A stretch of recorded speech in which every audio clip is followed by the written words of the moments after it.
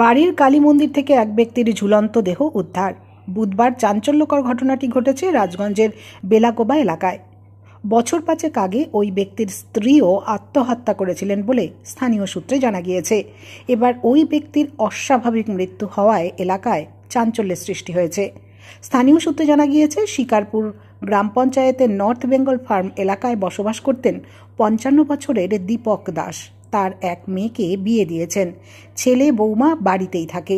আজ সকালে পরিবারের সদস্যরা ঘুম থেকে উঠে দেখেন বাড়ির কালী মন্দিরের বারান্দায় দীপক দাসের দেহ ঝুলছে।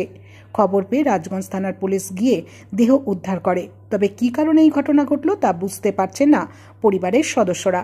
পুলিশ জানিয়েছে, দেহটি ময়না তদন্তের জন্য জলপাইগুড়ি জেলা হাসপাতালে পাঠানো হয়েছে। পুরো ঘটনার তদন্ত চলছে। সকালবেলা উঠে দেখি ঘুমের থেকে ও কালী মন্দিরের বারান্দায় রশি দিয়ে ফাঁস দিছে। একটা পা উপরে ছিল, একটা পা নিচে ছিল চেয়ারের মধ্যে। 6টা নাগাদ। সেটা তো সঠিক বলতে পারলাম না, তাদের পারিবারিক ব্যাপার হতে পারে, ঝগড়াঝাটি শোনা যায়নি। এক মেয়ে ছিল, এক ছেলে ছিল। মেয়ের বিয়ে হয়ে গেছে, ছেলে বাড়িতে ছিল, বৌমা ছিল আর নাতি ছিল। ওনার স্ত্রী আগে মারা গিয়েছে, উনিও সুইসাইড করছিলেন আগে।